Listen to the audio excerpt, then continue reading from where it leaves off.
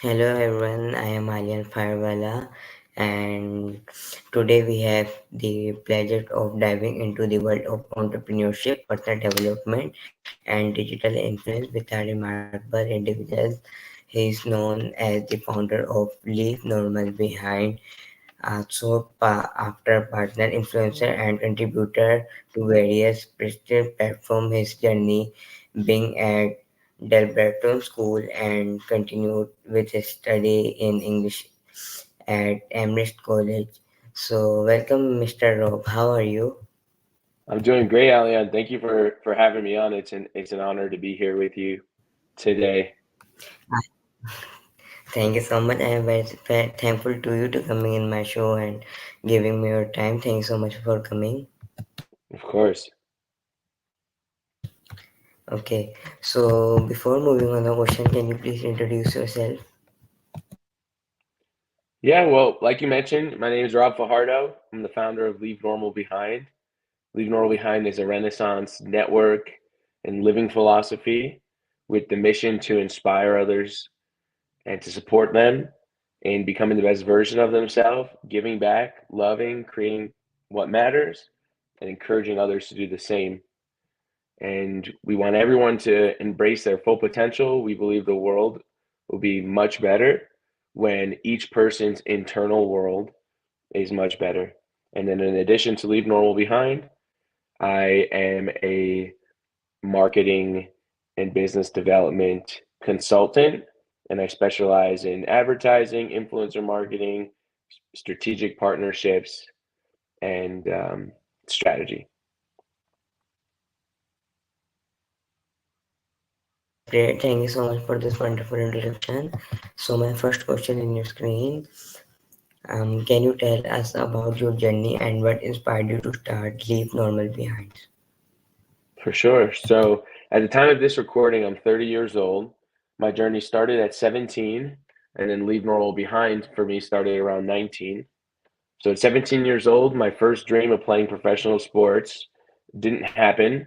And it was the first time I learned that in life, you could do everything right. You can do enough reps. You can meet the right people. But in life, if what you desire requires someone to hand it to you, whether it's a job promotion, a scholarship, a acceptance letter, etc., if your goal or dream requires that, then you have to learn that there may be times in life where you might do what you believe is required to receive the promotion, scholarship, achievement, award, etc.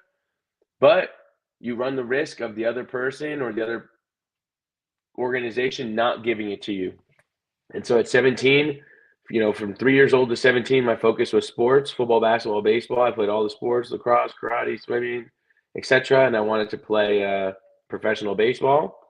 Um, I didn't know anything about personal development or law of attraction or anything like this. So I was operating from fear.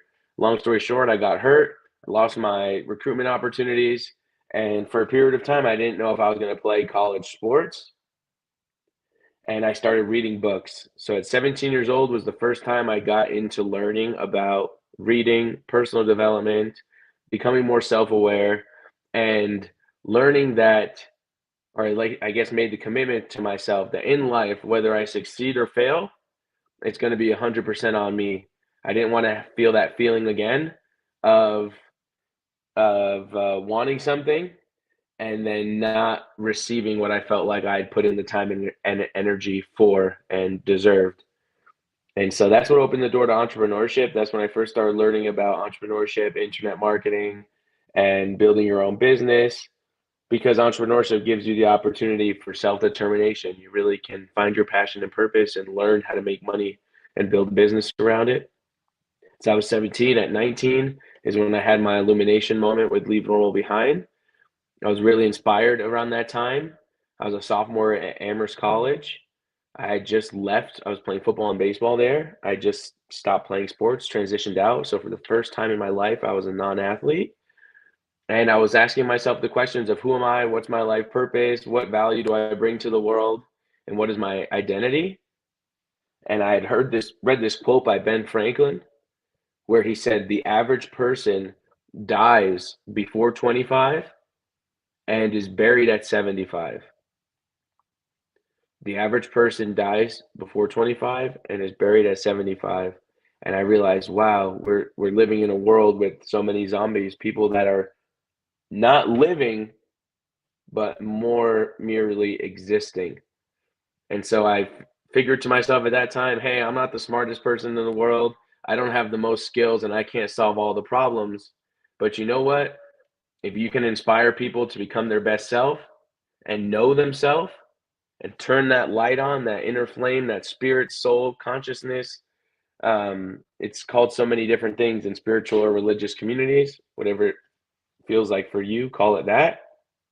But when we turn on that inner spirit, it can't get turned off, or it's harder to get turned off. And we realized, myself and others, that if we can inspire people to become their best self and make their internal better, well, then in time, they will make their external world better as well.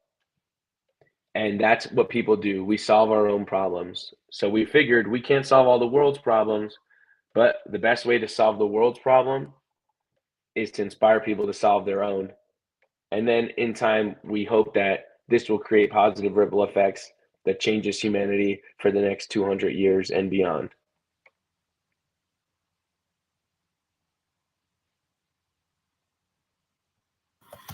Alright, so what do you believe set Love Normal behind apart from other organizations with similar missions? So this is a good question. The main thing is that leave normal behind is also a living philosophy, and it can be used as a verb. So while there are other organizations that share our mission to make the world a better place, it's hard to bring those organizations into pop culture and use them in a sentence. Whereas with leave normal behind, it works for an individual. You and me can leave normal behind. Organizations can leave normal behind. Corporations can leave normal behind. And even countries can leave normal behind. So it's a multilinguistic tool, which makes it a lot stronger than other organizations that share our mission, because it can be used in that way and it's easily understood no matter your race, creed, ethnicity, gender, religion, geography, etc.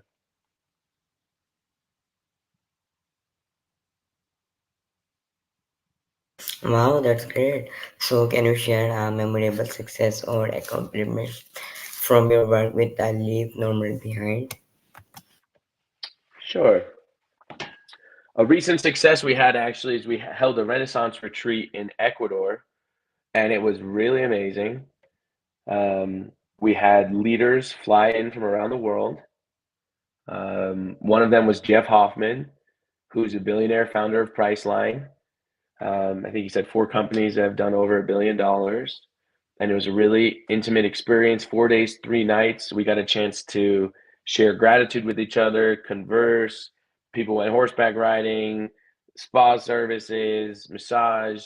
And then we also did some networking and helping each other out. So, one of my favorite parts of the retreat is that each person got a chance to share exactly what they needed most right now, personally or professionally.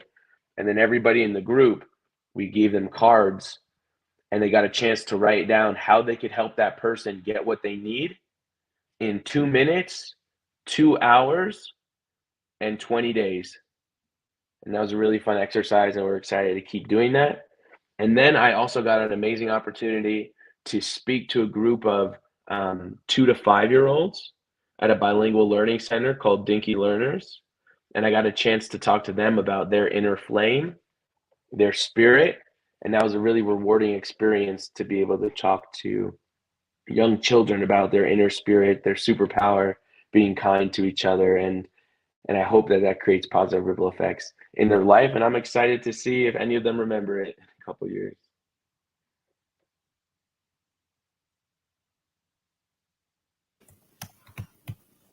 Thank you so much. So, how has your experience studying English at MS College contribute to your career and endeavors? That's a great question. So I went to Amherst College, which is a liberal arts school. I was doing entrepreneurship at that time, because it's a liberal arts school, there was no business classes or entrepreneurship classes that I could take, because at a liberal arts school, they don't offer classes that could be considered vocational. And so I was asking myself, what should I study here that can give me the best long-term skill? And I figured that it would be communication. And so I chose English. So I learned how to write better, formulate my thoughts better, and that helped me immensely in being able to write succinctly. Um, as you know, I'm a contributor for a number of outlets. I've written 40, 50 articles online. And I think taking the time to write a lot or write more than the average person at Amherst, or write more than the average person because I was an English major at Amherst, helped me out because I got a chance to practice my writing.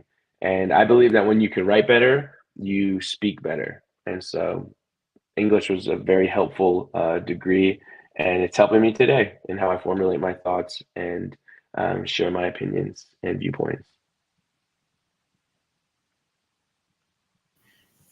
All right. So, what motivated you to become an investor and viral marketing partner at FitGet 360? So I was at a unique opportunity during Fidget 360. So I was working at an incubator in Newark, helping build it with a partner at that time named Gerard Adams. He had sold Elite Daily, a magazine called Elite Daily, to the Daily Mail, which is a UK media publication, for about $50 million. And then he was building a incubator in Newark. I had just graduated Amherst College in 2016, and so I started to work with him there. While I was at Founders, I ended up going to while I was working at Founders, I went to an event called Thrive with Cole Hatter in California. While I was there, I met this young 17-year-old kid at the time. His name's Alan Maman. He was working with another co-founder named Cooper Weiss. And around that time, I had been thinking about e-commerce. I had an influencer network of about 300 million users because I had worked with Kevin Jonas from the Jonas Brothers and a buddy of mine who had built this influencer agency. And so we'd work with brands and games to get them app downloads using social media and viral posts. And so I knew that I had this network to make things go viral. Around that time, the Fidget Cube had raised about $5 million on Kickstarter. And so I saw a market opportunity that fidgeting was a thing. I never realized it was a thing. I'm an entrepreneur. I might click my pen or twirl it or whatever. So after learning about this fidget industry, I was interested in it because it got validated by the Kickstarter, meaning so many people invested in it to make it happen. It proved that people wanted it. And then when I went to this event, this kid Alan had this little fidget spinner. He had been 3D printing them for 2 weeks in his high school. He made $2,000. It already got banned from 3 classrooms because people were just using it. We were selling them for $25 a piece. And he told me that they got banned from 3 classrooms. And at that moment, I knew that that we had something here. We can make it go viral. It took a couple weeks for me to convince some others, mainly Gerard, to come on and co-invest with me in the project to make it go viral. And we decided to buy across a couple pages. We got it millions of views, and then we created the fidget spinner viral phenomenon that took over the world. And we made some money, but it's a learning lesson, like a win and a loss. You know, while we made some money, we missed the opportunity to buy the patent, which would have made us millions and millions of dollars. We passed up on that, and it was a good learning experience for me. And the reason we passed up on that is because sometimes when you have a mission or business, you have to make sure you have the right pieces and that everybody is passionate about what you're doing. And so I had asked Cooper and Alan, who were young at the time, hey, if Gerard and I make this go very viral, is this going to be a project that you do for a little bit and then you switch on to something new? Because we realized as soon as we blasted it, it would get posted on Alibaba and people would start drop shipping them and the price would go down, right? By the end of it, people were selling fidget spinners for $1, $2, $3, $4. You know, we started selling them at $20 or $25. And so I said, is this going to be a serious project, you know, or is this going to be a pump and dump project where we blast it out, make some money, move on to the next thing? Or is this going to be a legacy project where we spend, $20 or $30,000 to get the patent and the molds, and then we turn this into a slinky, like a legacy toy, not just a fad toy. So anyways, everyone knows how it ended up. We didn't get the patent. Many people created fidget spinners, but we were the ones to make it go viral and bring it to visibility.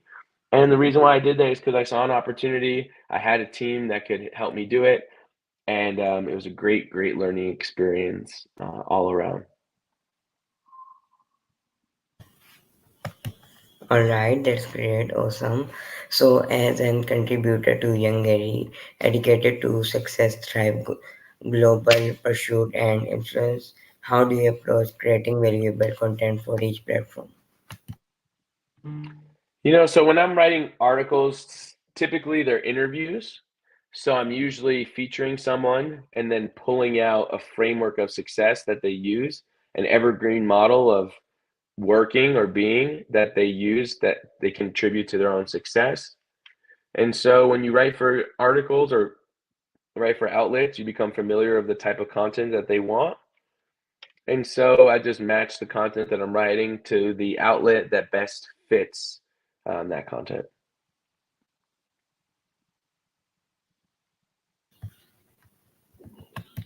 Okay, so can you share some insight into your approach to personal branding and online presence?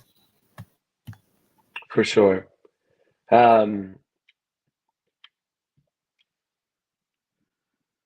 when it comes to personal branding, the most important thing that you need is to start with why. The reason why you need to do this is because when people buy into you, and this is what somebody once taught me, it's helped me out a great deal. When people buy into you, they buy into everything that you do. So it's way more important to brand you as the person rather than any of the businesses in particular. I've met people who have asked me for branding consulting advice where they've sold companies for millions of dollars, but they never took the time to brand themselves. They were the CEO or they were running this company. But when they sold the company and made millions of dollars, nobody knew who they were. And then they had to spend more money to then get the visibility, get featured in Forbes, get featured in magazines, get featured in podcasts, because they didn't know who the person was that did this with the company. Whereas it's much better if you do the inverse. If you are branding yourself and people buy into you as the person, as the thinker, as the being, as the builder, then they're going to be aware or buy into what you do. And Elon Musk is a good example of this. Everyone knows Elon, but because they know Elon, they know SpaceX, Tesla, Solar City, the Boring Company, Neuralink, etc. And so that's why personal branding is really effective. So the most important thing is to let people know who you are and why you're doing what you're doing. Give them an insight into your inner thoughts and what matters to you. And then don't be too hard on yourself. This is a long game, a long-term play. Don't feel bad about the fact that other people are creating so much more content than you are. Find what works for you and start there. Even if it's posting once a month, start there until you get to 2, 3, 4 times. And be really specific about what winning looks like for you. Not everyone's going to have 1 million followers. And not everyone should have 1 million followers. And so ask yourself, like, what is the reason why you want to make content? And do you really need 1 million followers? Or could you have 10 followers that really like what you're doing? Is it 100? You don't need a ton as long as it gives you the emotional satisfaction that you're enjoying what you're doing. And then if you're choosing to make it into a business and make money, well, then yes, you'll need to productize or have services and maybe need to have more eyeballs so that you can make that money. But first, start creating content for yourself. Don't make content to make money, because if you do, when you don't make money, you'll feel demotivated and you'll stop making content. So make the content that you would make for free, do it enough, and then one day it will start attracting opportunities for you, but you have to stay focused. It's not going to come overnight. And if you don't continue and stay consistent, then you don't deserve it anyways. And that's the truth. There's so many people in the world that put in time and effort to make it happen for them that it's like, how dare you think that it would work for you if you gave like a half-assed effort? So be realistic with your expectations and recognize it's going to take effort and work on your part. And if your effort and work matches what's desired for you to be successful, you'll be successful.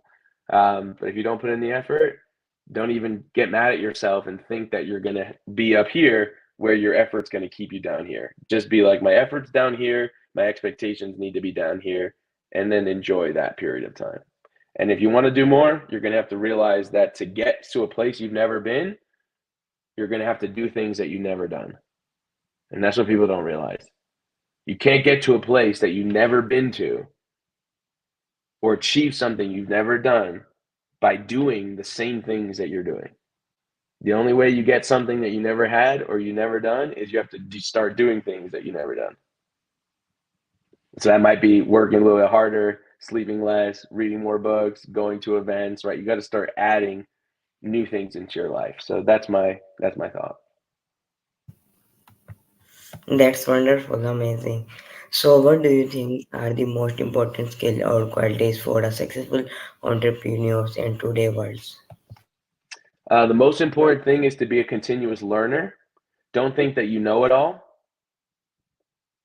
The best entrepreneurs, before they make decisions, they take time to learn. They read articles, they read books, they watch videos, and then they ask people that know better than them. So that's the most important skill. Of course, you need effort, talent, and all that stuff. But in entrepreneurship, you're going to run into a lot of problems that you don't know, and you need to know how to solve problems.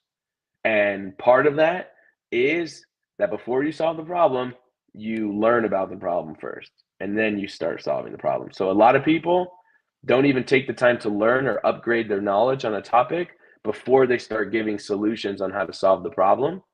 The best people take time to familiarize themselves, learn, study, ask people that know more, and then they make the decisions on what to do.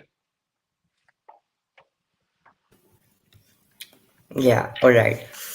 So, can you share some of your favorite book or resource that have an significant impact on your personal and professional growth? For sure. I'd highly recommend reading How to Win Friends and Influence People by Dale Carnegie. That book changed my life. It was one of the first books I read. Another book you need to read is Start With Why by Simon Sinek.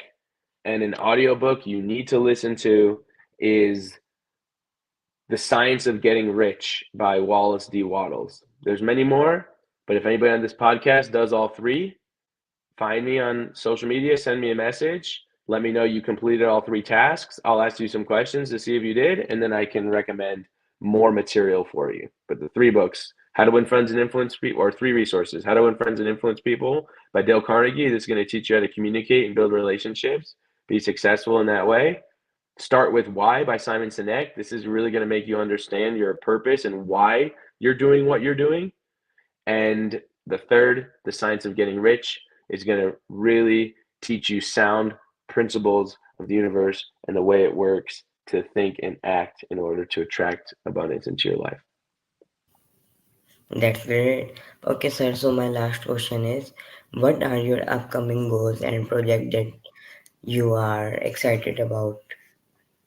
So this year for Leave Normal Behind, we're really excited about hosting more events to build out our network of a couple hundred people, really focusing on elevating these people, accelerating them, and making their lives better personally and professionally. And then in addition, opening up and expanding our accelerator program where we can provide strategic partnerships, capital, insights, distribution, etc., to elevate again the personal and professional lives of folks within our Leave Normal Behind network. So those are two things we're excited for: more events and really launching our accelerator program formally for the first time ever. So that's exciting.